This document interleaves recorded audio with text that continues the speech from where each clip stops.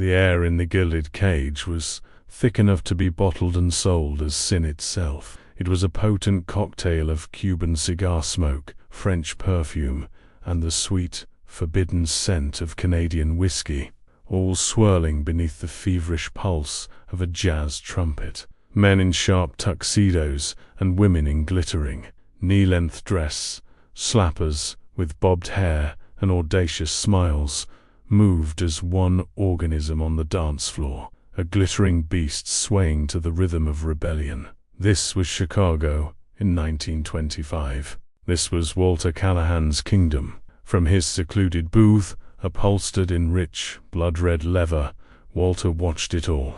His presence was a silent, gravitational force. Men's laughter would quiet as they passed his table, their eyes darting away nervously. Women offered him sultry glances over the rims of their champagne coupes, a mix of fear and fascination in their coal-lined eyes. He was not a handsome man in the classical sense.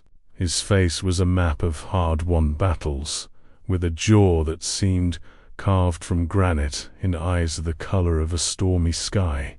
But power was its own brand of allure, and Walter Callahan was the most powerful man in the city. His fingers, adorned with a single heavy gold ring, tapped a silent beat on the polished mahogany table. Before him sat a glass of amber liquid, untouched. He didn't need to drink to feel in control. The very air he breathed was intoxicating with his own influence. Every bottle poured, every dollar exchanged, every whispered secret in this smoke-filled haven paid tribute to him. He owned the night. Yet, as the saxophone wailed a mournful, lonely tune, a familiar emptiness gnawed at him. He saw his lieutenants laughing with their girls, their hands casually draped over shimmering shoulders. He saw couples disappearing into shadowy corners, their silhouettes merging in stolen kisses.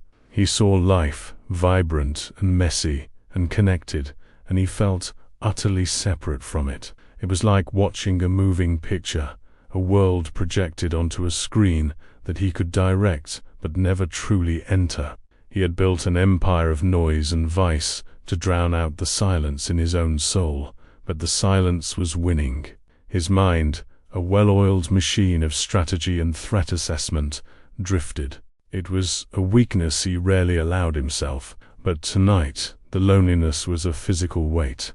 It pulled him back 6 years, to a time before the empire was fully forged, when he was still more man than myth. He remembered a charity gala he'd attended on a whim, a tedious affair filled with old money and stale conversation. And then he'd seen her. She wasn't a flapper. Her dress was modest, her hair wasn't fashionably bobbed, and she wore no paint.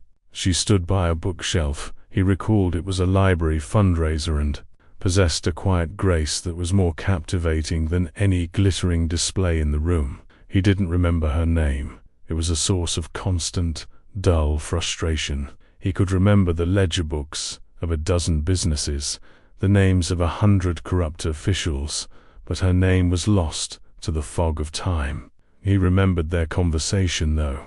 She spoke of books and faraway places, her eyes lighting up with an intelligence that challenged him. For one night, he hadn't been Walter Callahan, the bootlegger, the gangster. He'd just been a man, captivated by a woman who saw something in him beyond the reputation that preceded him. The night had ended in his hotel suite, a blur of whispered words and surprising tenderness. It was the last time he'd felt anything akin to peace. In the morning, she was gone. No note, no trace. She had vanished as completely as a wisp of smoke, taking that fragile peace with her. He'd had his men search, but with no name and only a vague description. She was a ghost. Another ghost in a city full of them. He took a sharp sip of his whiskey, the burn a welcome distraction. The memory was a useless indulgence. He was a king, and kings did not dwell on ghosts. He straightened his tie, his expression hardening back into its familiar mask of cold authority. The king was back on his throne. Miles away, as the last of the city's illicit revelers stumbled home. The morning sun cast a gentle golden light through the clean window of a small second-floor apartment. The air here smelled not of whiskey and smoke, but of freshly brewed coffee, laundered cotton, and the faint, sweet scent of the daisies sitting in a jam jar on the windowsill. This was Evelyn Reed's world, a sanctuary built of quiet moments and profound love. She hummed a soft tune as she moved about the modest kitchen, her movements efficient and graceful. Unlike the women in Walter's club, Evelyn's beauty was unassuming. Her long honey-blonde hair was pinned neatly in a soft bun at the nape of her neck, and her simple cotton house dress was practical and clean. Her life was an exercise in careful budgeting and deliberate simplicity, a stark contrast to the glittering excess that defined the era for so many. But she wouldn't have traded it for anything. "Mama, is the giant awake yet?" A small voice called from the other room. A smile touched Evelyn's lips, erasing the faint lines of worry that often settled around her eyes. "The giant is still sleeping, my love, but the brave knight, Sir Franklin, should probably come have his breakfast before the giant eats it all." A fit of giggles was her reply, followed by the pitter-patter of small feet. Franklin, her 5-year-old son, appeared in the doorway, his hair a wild mess of dark curls, and his eyes, the color of a stormy sky, still soft with sleep. He was the sun around which her entire universe revolved. Every decision she made, every prayer she whispered, was for him. He clambered onto his chair at the small kitchen table, his small face serious as he inspected his bowl of oatmeal. "Did you put raisins in it?" "Of course," she said, placing a kiss on the crown of his head. "Only the best for the bravest knight in all of Chicago." They ate in comfortable silence, the only sounds the scrape of spoons against porcelain and the distant rumble of a Ford Model T on the street below. This was her peace. This was the life she had fought to build, a life of predictable rhythms and gentle joys. But it was a fragile peace, built on a foundation of secrets. Every morning, when she looked into her son's eyes, she saw a ghost. She saw the man from that one night, the man whose intensity had both thrilled and terrified her, the man whose name was whispered with fear and reverence in the city's dark corners. Walter Callahan. She had learnt his name in the weeks after their encounter, her blood running cold as she read the newspaper headlines detailing his brutal rise to power. By then, she already knew she was carrying his child, and in that moment, she had made a choice. She had packed her single suitcase, left her job, and disappeared into the anonymity of a quiet neighborhood on the other side of the city. She had erased herself to give her son a chance at a life untouched by the violence and corruption that clung to his father's name like a shroud. But the fear was a constant companion. It was a cold knot in her stomach every time a headline mentioned a new gangland war. It was a prickle of sweat on her neck when a dark, expensive car idled for too long on her street. She knew a man like Walter Callahan did not simply forget. He was a hunter, and she was terrified that one day his hunt would lead him to her door. It would lead him to Franklin. "Mama," Franklin said, pulling her from her thoughts. His oatmeal was finished, and he was looking at her with the unfiltered curiosity of a child. "Why don't I have a papa? All the other boys have papas." The question was a small, sharp dagger to her heart. She had rehearsed an answer for this, a vague and gentle story about a father who was a traveler, exploring faraway lands. She knelt beside him, smoothing his unruly hair. "Everyone's family's different, sweetheart," she began softly, her voice steady despite the tremor in her hands. "Your papa was a very brave man, but he had to go on a long, long journey before you were born. It was a lie, but it was a kind lie. It was a shield. Her life was full of them." She looked at her son, at his innocent face and his father's eyes, and her resolve hardened. She had chosen this life for him, a life of books, not bullets, a life of quiet libraries, not loud speakeasies, a life of peace. And she would do anything, sacrifice anything to protect it. She would die before she let the lonely king of Chicago cast his long, dark shadow over her son. The following day, Walter's world was once again a symphony of logistics and brute force. Business was taking him to the South Side, a sprawling territory of stockyards and steel mills, a place that smelled of industry and desperation. He was considering acquiring a new warehouse near the rail lines, a strategic move that would streamline the distribution of his illicit liquor shipments. It was a mundane detail in the grand architecture of his empire, but Walter believed that empires crumbled not from great wars, but from 1,000 overlooked details. He sat in the back of his midnight blue Packard, the engine purring with a quiet power that mirrored his own. Outside the reinforced windows, the scenery shifted from the stone and steel canyons of the Loop to the modest brick tenements and storefronts of a world away. Children played stickball in the streets, their clothes patched and their faces smudged with dirt, scattering like sparrows as the imposing vehicle glided past. This was not his Chicago. This was the city's hard-working, unglamorous heart, a place he profited from, but rarely visited. He felt a familiar detachment, observing the lives of these people as if they were specimens under glass. His driver, a hulking man named Silas, whose loyalty was absolute, slowed the car to a halt. A large delivery truck, laden with barrels of what was probably legitimate produce, was clumsily backing into an alley, blocking the entire street. Silas grunted in frustration, his hand hovering near the horn. "Don't," Walter commanded, his voice low and even. "We are guests here. We will be patient." Patience was a tool, not a virtue. An unnecessary display of aggression in a neighborhood like this would draw attention, and attention was bad for business.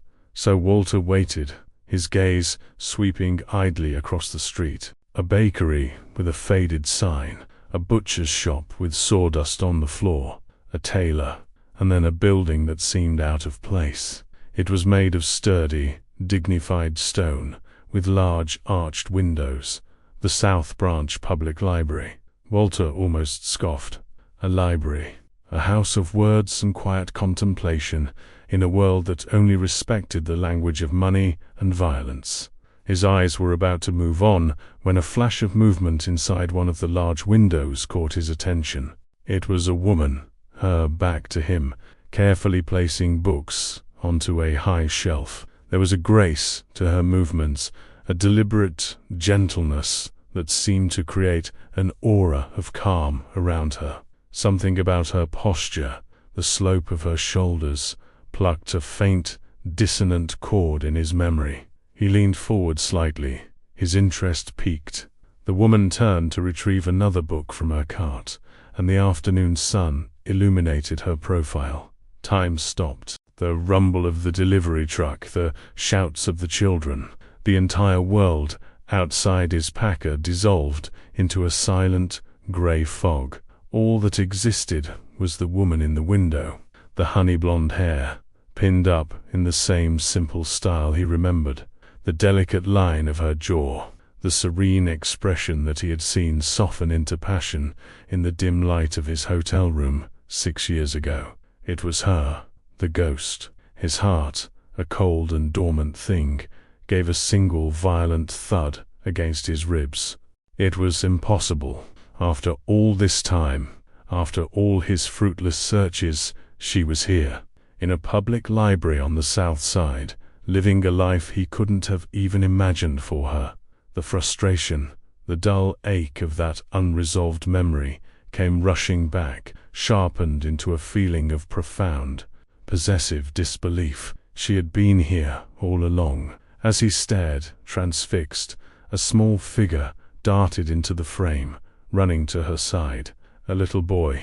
He tugged at the hem of her simple dress, and she turned, her face breaking into a smile so radiant it seemed to light up the dusty library air. She knelt down, her hands gently framing the boy's face, and spoke to him, her expression one of pure, unadulterated love. Walter felt a bitter, unfamiliar pang. So, she had a family, a husband, a child. She had built a life, a happy one, it seemed, after leaving his. The thought was a shard of ice in his gut. She had taken the one night he'd allowed himself to be vulnerable, and erased it, building this new world without him. The boy laughed at something she said, and turned his head, his gaze coincidentally drifting towards the street, towards the window, towards the dark packard where a predator sat watching, and Walter Callahan's world tilted on its axis. It wasn't just a child, it was a portrait. The boy's hair was a wild mess of dark curls, identical to the ones Walter's own mother used to curse as she tried to tame them with a comb.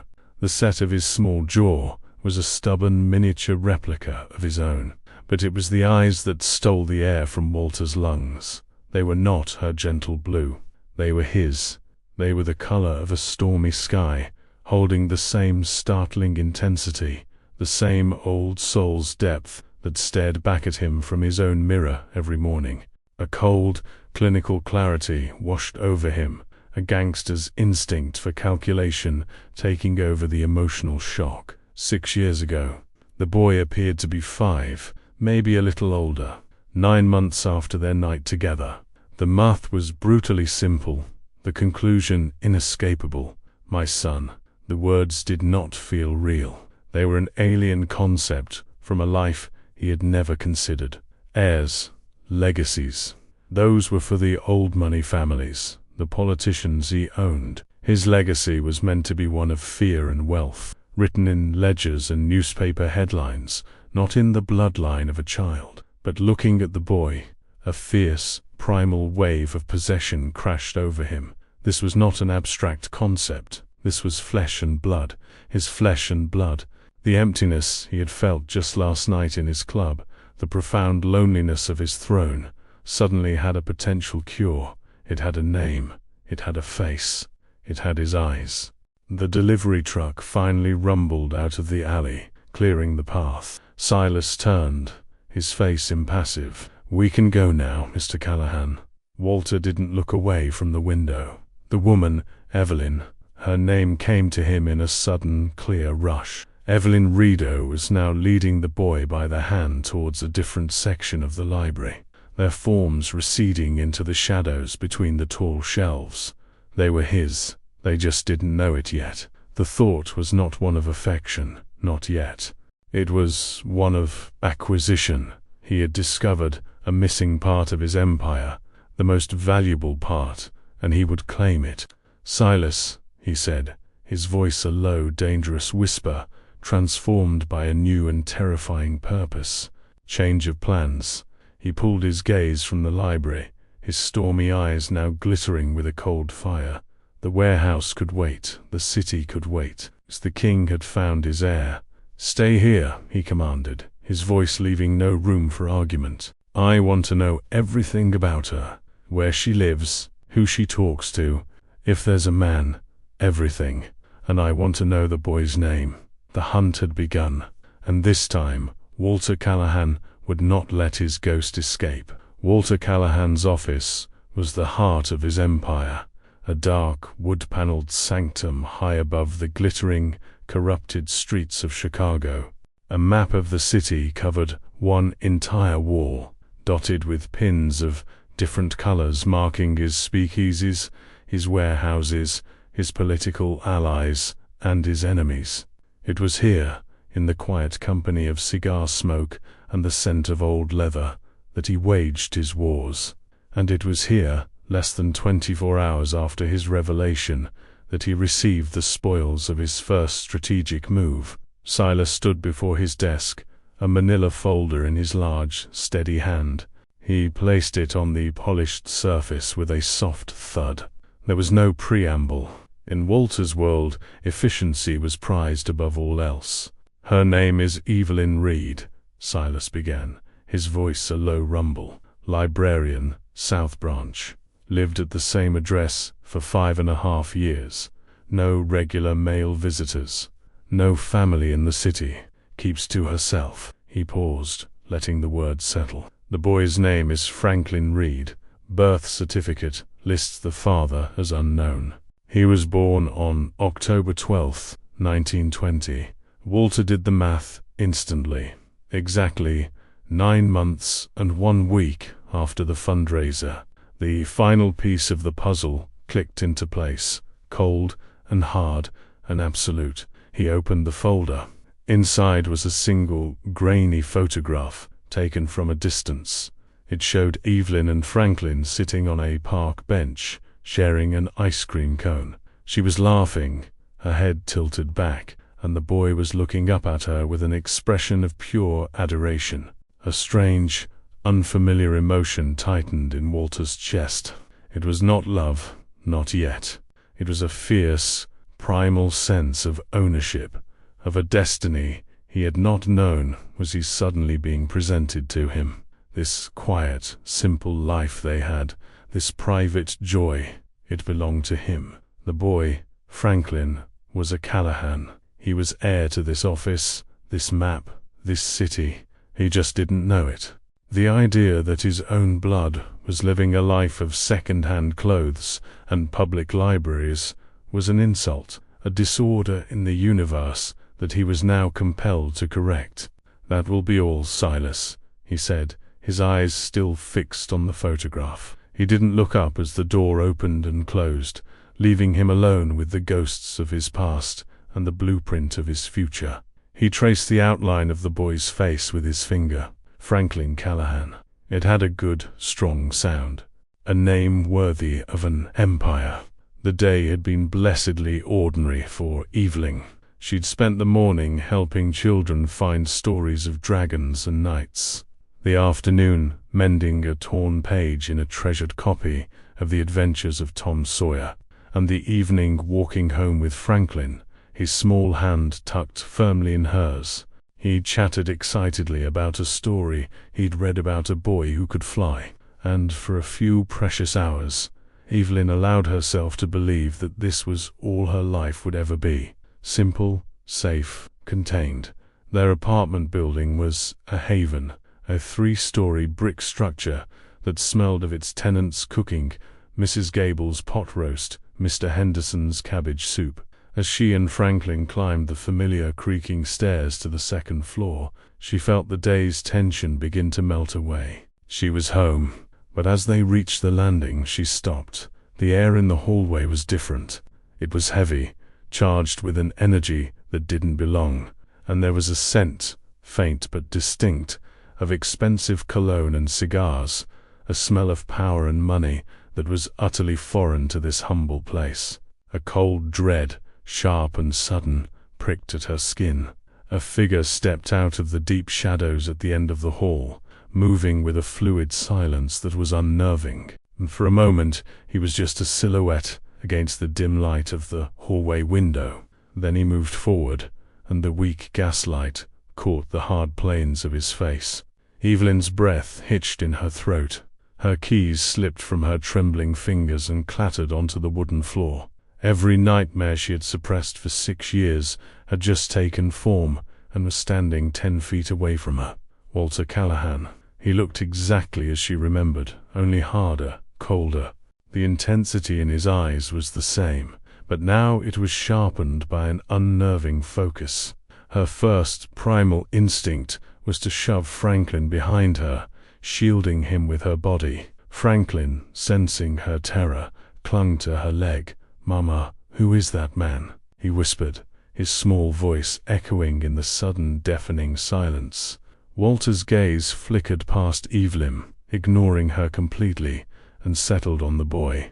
He didn't smile. He simply watched him, his expression one of intense, unnerving scrutiny, as if he were appraising a priceless work of art he had just acquired. The silence stretched, each second a new layer of ice forming around Evelyn's heart. "Hello, Franklin," Walter said at last. His voice was a low, calm baritone, but it held the chilling resonance of absolute authority.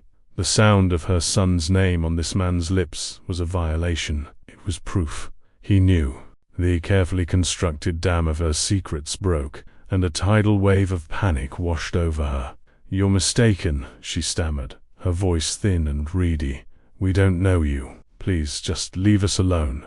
Walter's eyes finally moved to her. They were devoid of warmth, holding only a cold, possessive certainty. "No," he said simply. "I don't think I am."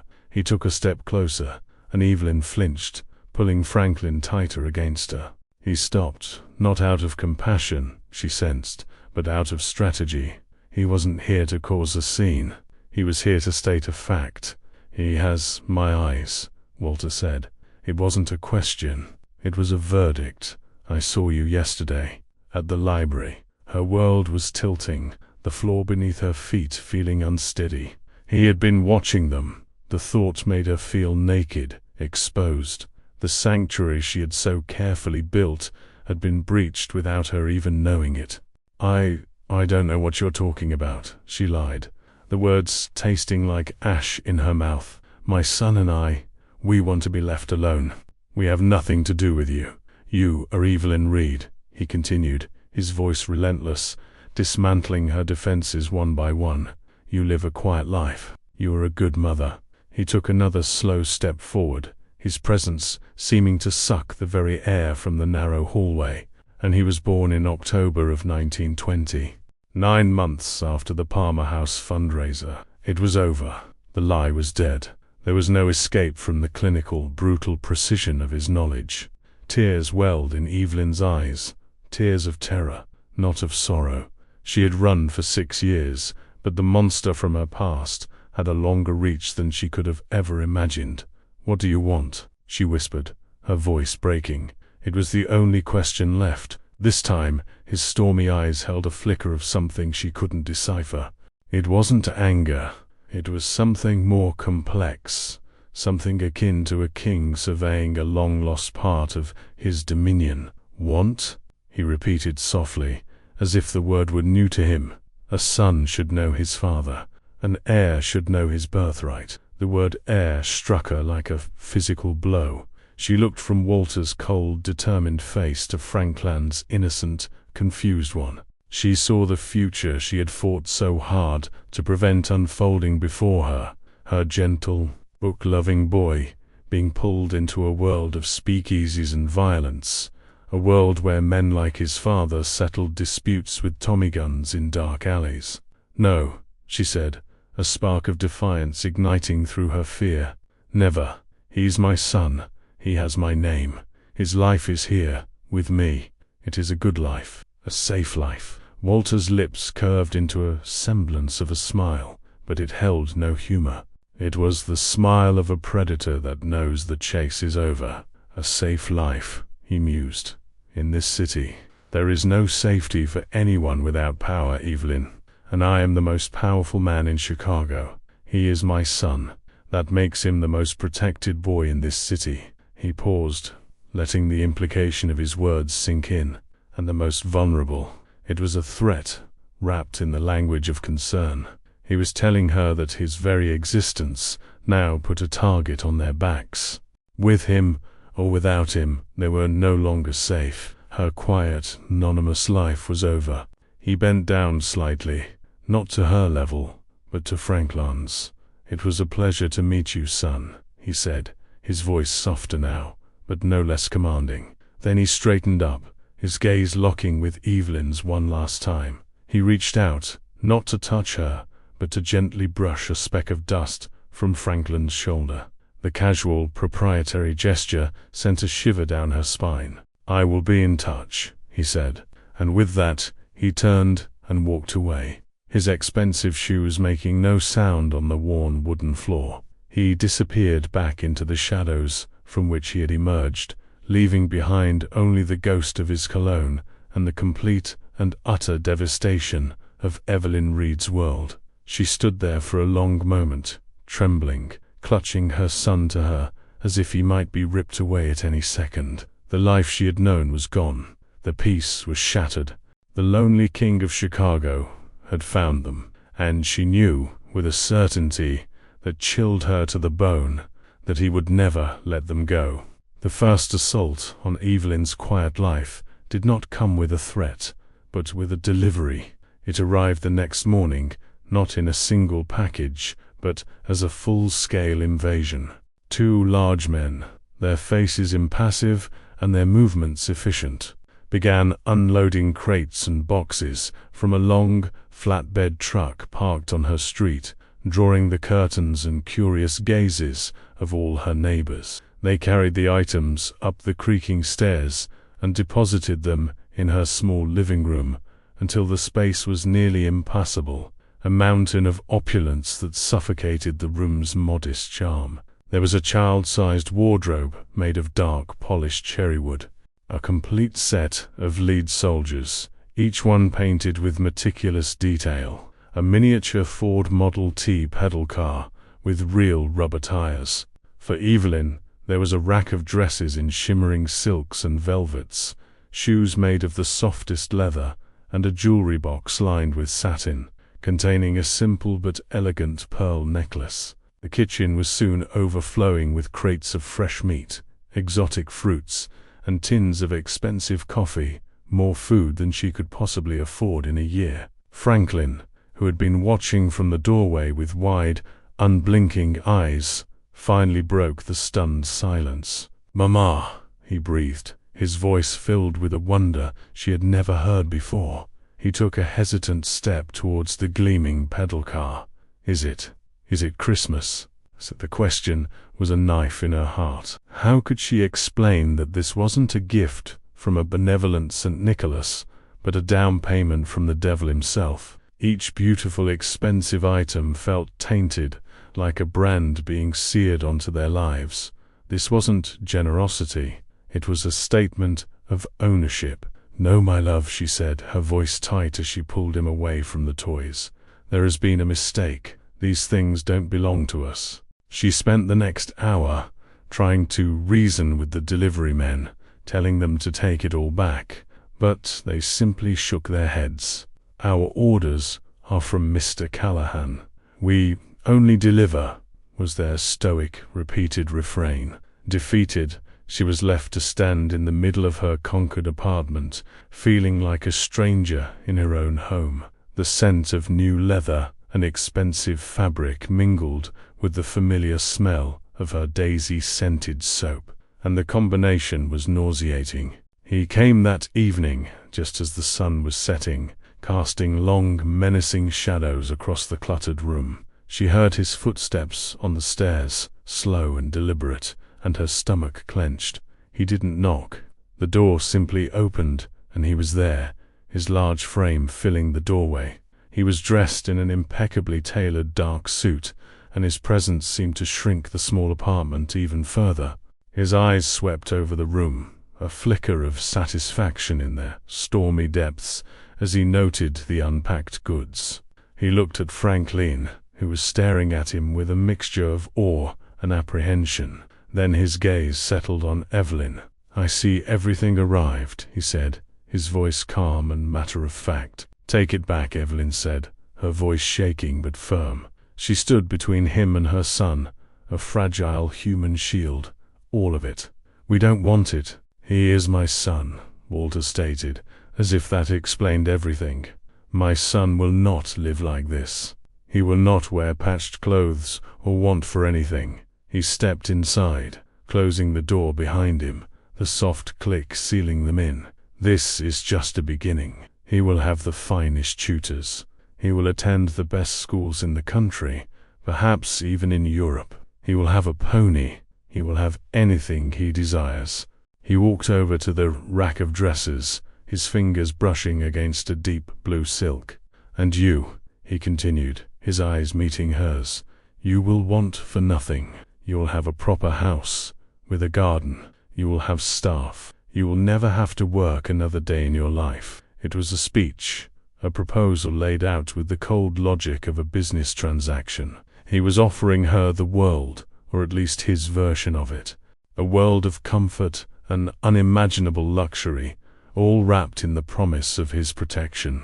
For a fleeting, desperate moment, she allowed herself to imagine it, a life without the constant worry of bills. a future for Franklin filled with endless opportunity.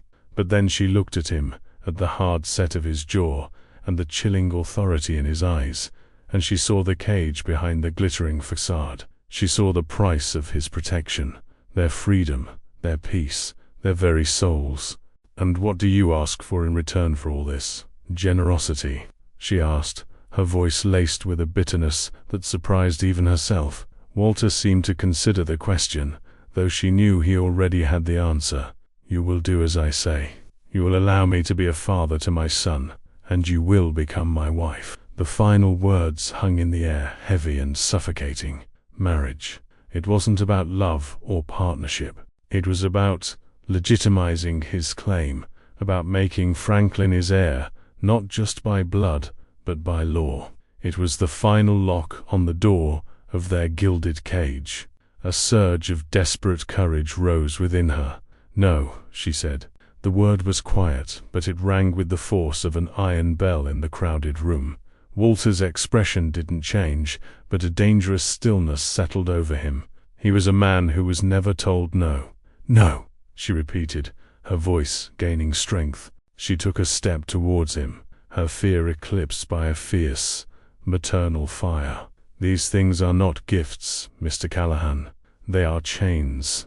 You talk of safety, but your world is built on violence and fear. Your money is earned from the shadows, from the very things that decent people hide from.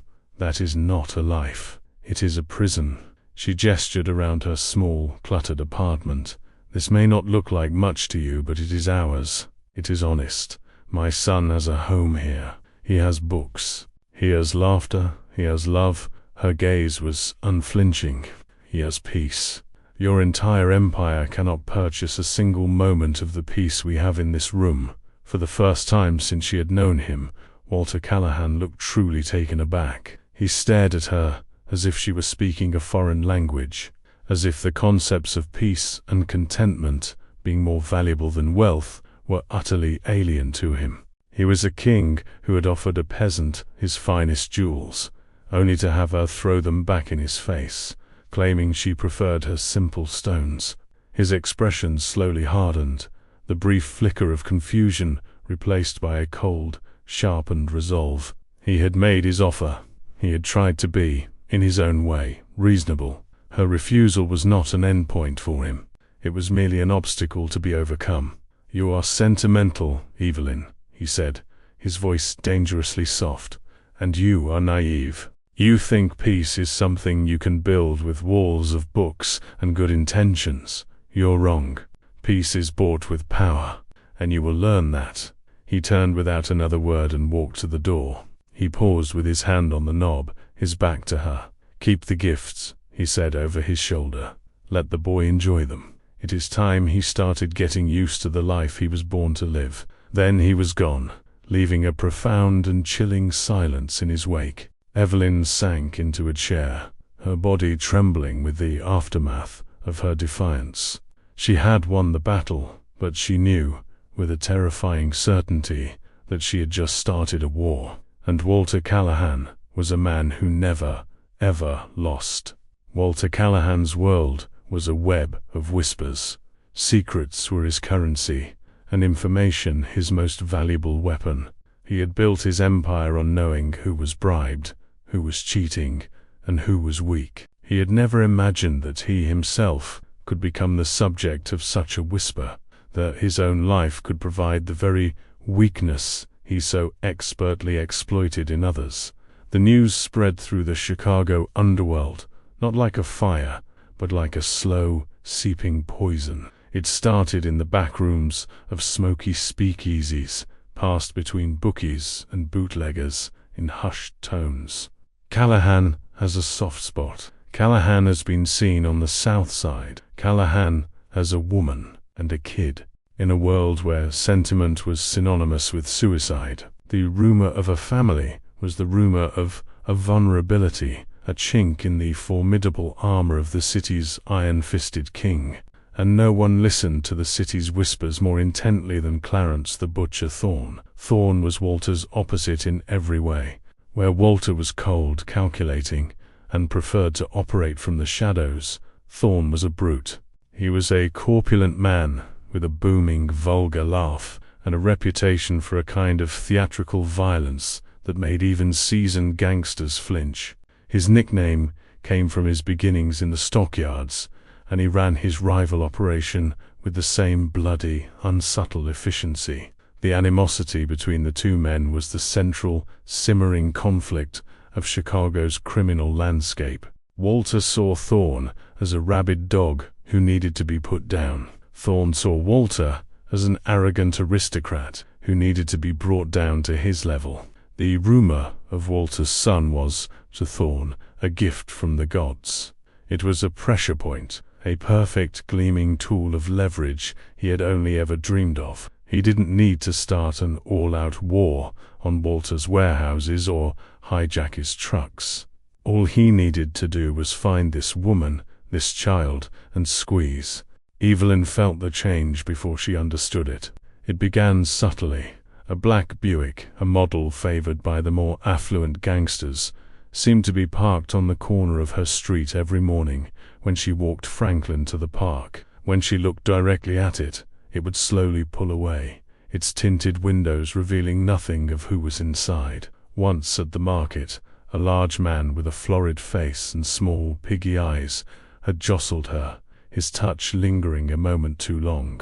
He'd tipped his hat, a grotesque smile on his lips. "Pardon me, miss," he'd rumbled. "A pretty lady like you ought to be more careful." It hadn't felt like an accident. It had felt like a message. Her carefully constructed world, already fractured by Walter's reappearance, now felt as though it were made of glass. Every shadow seemed to hold a threat. Every stranger's gaze felt like an assessment. The fear she had lived with for years, the abstract fear of Walter finding her, had been replaced by something far more immediate and terrifying. This was the consequence he had warned her about. This was the world she had refused to join, now seeping under her door like a foul miasma. She didn't tell Walter. Her pride, her fierce, stubborn independence, wouldn't allow it. Admitting her fear would be admitting he was right. It would be surrendering the one principle she clung to, that she could protect her son on her own. So she said nothing. She simply held Franklin's hand a little tighter, her eyes constantly scanning the street, her heart a frantic drum against her ribs. The breaking point came on a Tuesday afternoon. The library was quiet, the air filled with the peaceful scent of old paper and beeswax. Franklin was sitting at a small table in the children's section, his head bent in concentration over a picture book about ships.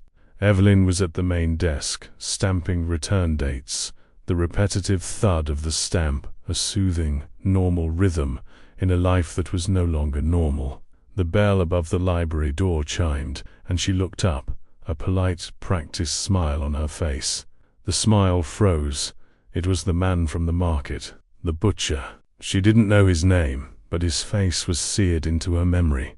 He was flanked by two other men, mountains in ill-fitting suits, who blocked the entrance, their presence a vulgar intrusion in this sacred space of quiet. Thorn sauntered in, his eyes sweeping the room with an air of lewd ownership. He ignored Evelyn completely, his gaze landing on Franklin.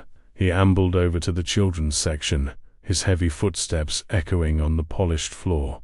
"Well now, what have we here?" Thorn boomed, his voice shockingly loud in the silence. "A little bookworm." Franklin looked up, his stormy eyes wide and startled. Evelyn's blood ran cold. She was moving before she even thought, her body propelled by pure, adrenalized terror. She rounded the desk and rushed to Franklin's side, placing herself between him and the monstrous man. "This is a library," she said, her voice a trembling whisper. "Please be quiet or I'll have to ask you to leave." Thorn chuckled, a low, guttural sound. He looked down at her, his smile widening. "Oh, I think I'll be staying for a bit. My friend Walter, he never told me his boy was a reader, a real scholar." He reached out a thick, sausage-like finger to poke Franklin's cheek. Evelyn slapped his hand away, the sound sharp and shocking. "Don't you touch him." Thorn's smile vanished. His eyes narrowed. "Feisty," he grunted. "I see what he likes about you." He leaned in closer, his voice dropping to a conspiratorial, menacing whisper, his breath smelling of stale whiskey. "Here's the thing, dollface. Your boyfriend, Mr. Callahan, he's been a real thorn in my side. A man like that, he thinks he's untouchable. But everybody's got something they can't stand to lose." His gaze dropped meaningfully to Franklin. A man ought to be careful with his most precious treasures. It wasn't a direct threat, but it was something worse. It was a promise. He was marking them. He was showing her, and through her, Walter, that he could get to them whenever he wanted. He could walk right into the heart of her sanctuary and breathe his poison on her child. He straightened up, his point made. He gave Franklin one last lingering look before turning to leave. At the door, he paused and looked back at Evelyn, who stood frozen, clutching her son's small shoulders. "You tell Walter that Clarence Thorne stopped by to say hello," he said with a final chilling grin. "Tell him I'm a great admirer of his family." The three men left, the chiming of the bell an absurdly cheerful sound in the wake of their departure. The library was silent again, but the peace was gone, shattered into a million pieces. Evelyn sank to her knees, pulling Franklin into a fierce embrace, burying her face in his dark, curly hair. He was trembling. She had been a fool. Her pride, her refusal to accept Walter's help, had not kept her son safe. It had painted a target on his back. She had believed she could stand against the darkness alone, a single candle against a hurricane. Now she knew the truth. The storm had arrived, and her small flame was about to be extinguished. She was no longer just fighting for their peace. She was fighting for their lives, and it was a fight she could not win alone. That night, sleep was a stranger to Evelyn. Every creak of the floorboards, every distant siren, was the sound of Thorne's men coming back to finish their conversation. She sat in a chair by her window, watching the empty street below, a cold, stale cup of coffee in her hands. She had pushed the new cherrywood wardrobe in front of the apartment door, a flimsy and pathetic barricade against the forces now marshaled against her.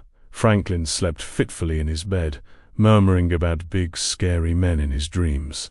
Each sound he made was a fresh stab of guilt in her heart. She was a fool, a proud, stubborn fool. Her defiance of Walter had not been a noble stand for peace. It had been a declaration of war on her behalf, a war she had no army to fight. Walter's gifts, the dresses and toys she had scorned, were not just chains. They were armor, and she had cast it aside. By dawn, her pride was a pile of ash. There was only one person in the city who could stand against a man like Clarence Thorne. There was only one man who could protect them. Swallowing the bitter taste of defeat, she knew what she had to do. She would find a way to contact Walter. She would accept his protection. She would place herself and her son into his gilded cage, because even a cage was better than a grave. She waited until late afternoon, until the library closed. The walk home felt different today. The air was heavy, the shadows long and grasping. She held Franklin's hand so tightly her knuckles were white, her eyes darting to every passing car, every face in the sparse crowd. The black Buick was not on its usual corner, but the absence of the threat was somehow more unnerving than its presence. It meant they were mobile. It meant they could be anywhere. They were a block from their apartment on a quiet residential street lined with identical brick buildings. When it happened, a black Buick screeched around the corner, its tires protesting against the asphalt, and slammed to a halt, cutting off their path. Before Evelyn could even scream, two large men erupted from the car. They were not Thorne's men from the library. These men were harder, their faces devoid of emotion, their movements brutally efficient. One lunged for Franklin. Every maternal instinct in Evelyn's body ignited into a white-hot inferno. She shoved Franklin behind her and met the man with a ferocity that shocked him. her nails raking across his face. He grunted in pain and backhanded her, the force of the blow sending her stumbling to the pavement, her head striking the concrete with a sickening thud. The world swam in a dizzying haze of grey. Through the ringing in her ears she heard Franklin's terrified scream. "Mama!" The sound cleared her head. She pushed herself up, her vision blurring, and saw the second man hoisting her kicking, screaming son into his arms. He was carrying him towards the open door of the Buick. No, the word was a roar, primal roar, torn from the depths of her soul. She scrambled to her feet, ignoring the searing pain in her head, and launched herself at the man holding her son. She was a wild thing, all teeth and desperation, beating against his broad back. It was useless. He was a mountain of muscle, and he barely flinched. The first man grabbed her, his thick arm wrapping around her throat, pulling her away. She was choking, her vision starting to dim. The last thing she saw was Franklin's terrified face, his stormy eyes wide with a horror no child should ever know. And then, from the other end of the street, came the sound of another engine, a deep, predatory roar that was entirely different from the Buick's. A midnight blue Packard, Walter's car, flew around the corner with impossible speed. It didn't slow, it didn't stop. It slammed directly into the side of the Buick with a cataclysmic shriek of tortured metal, caving the door in and sending the driver, who had been waiting behind the wheel, smashing against the window. The man holding Evelyn released her in shock. Before he could even turn, the passenger door of the Packard flew open and Silas was there, his massive form a blur of motion.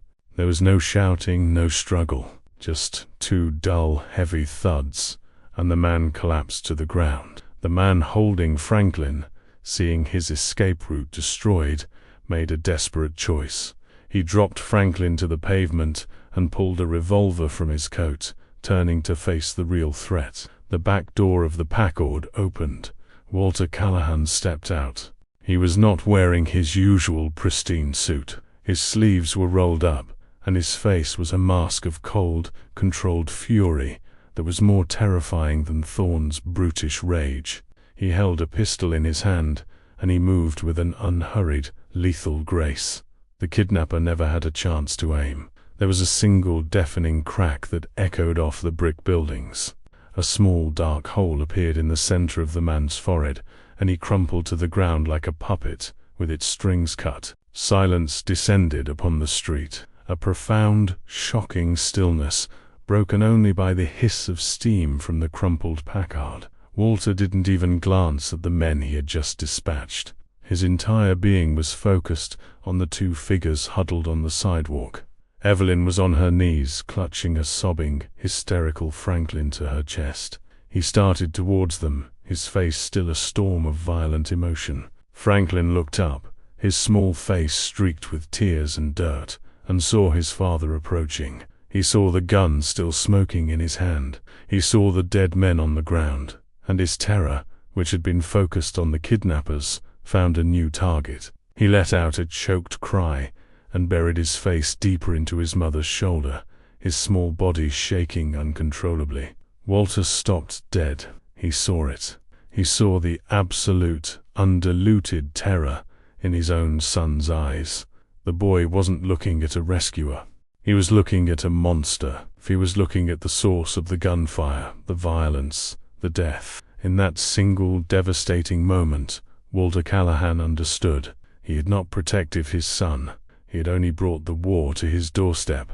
His power, his empire, his entire identity had done nothing but contaminate the one pure thing in his life. The peace Evelyn had spoken of, he had not just failed to buy it, he had personally, brutally, annihilated it. His expression crumbled.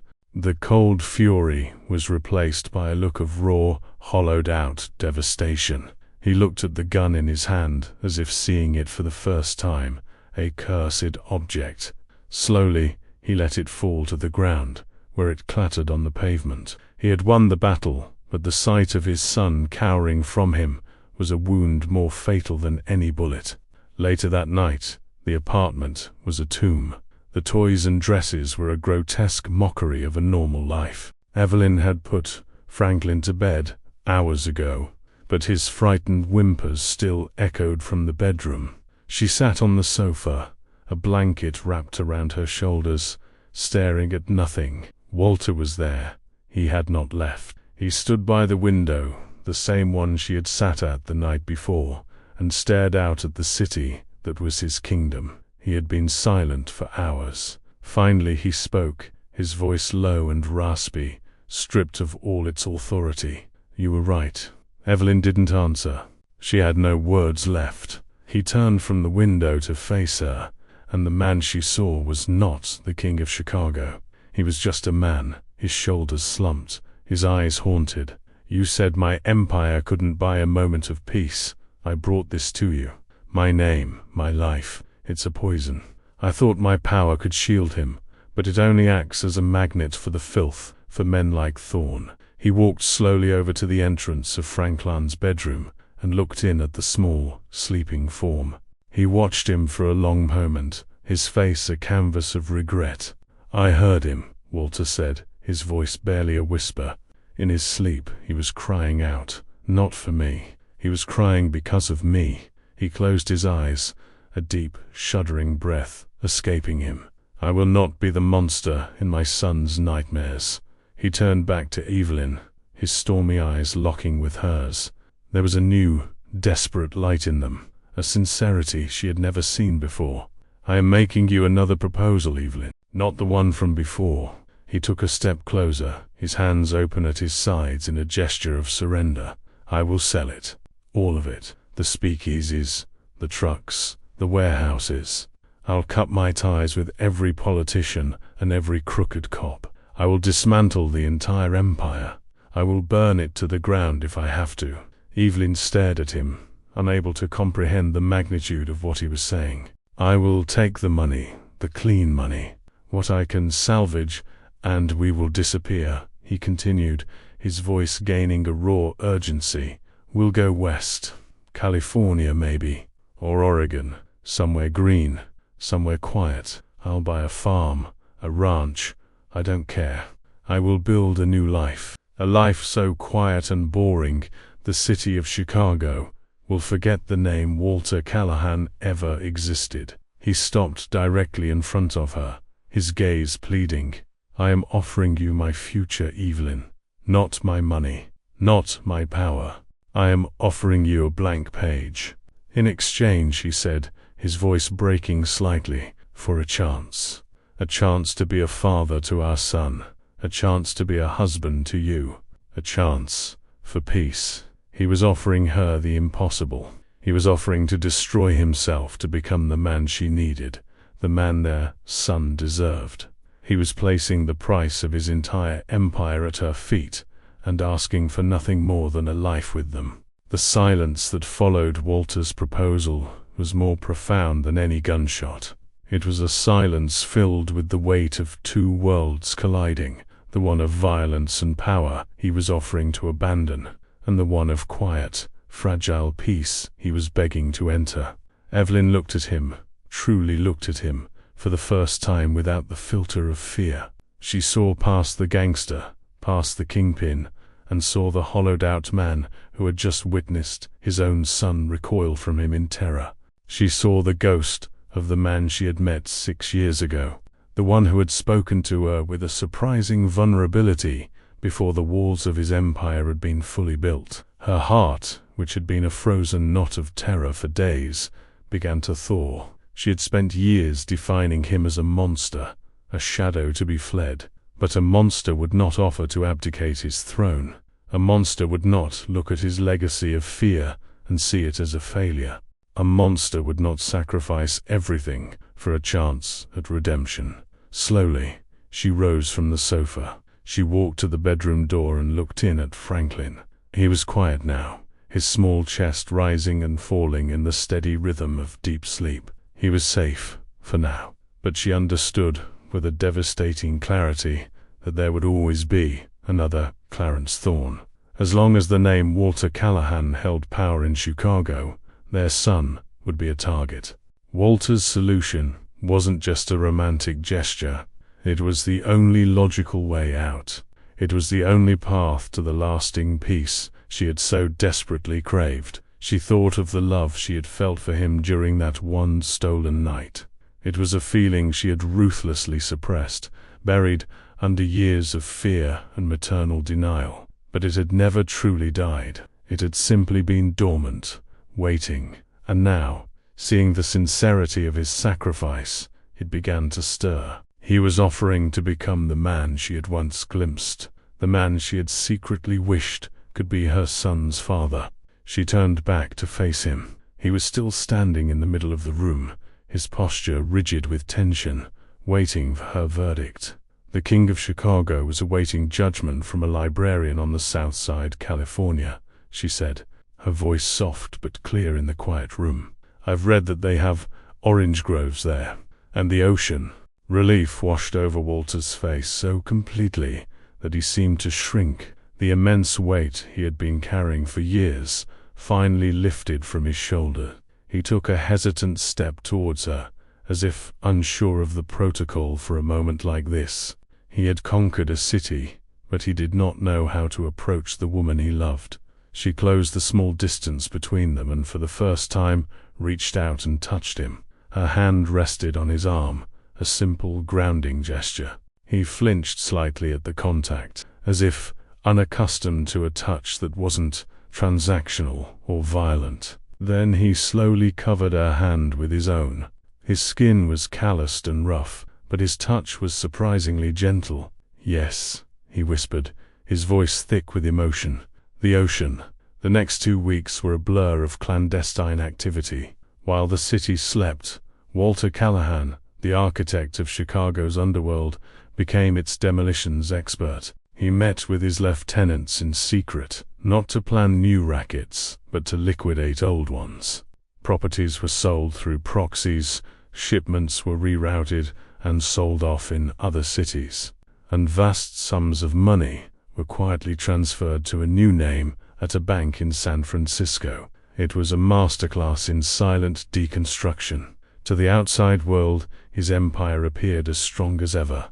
Only a handful of men knew that the king was systematically dismantling his own kingdom, brick by bloody brick. During the days, a different kind of dismantling was taking place in Evelyn's apartment.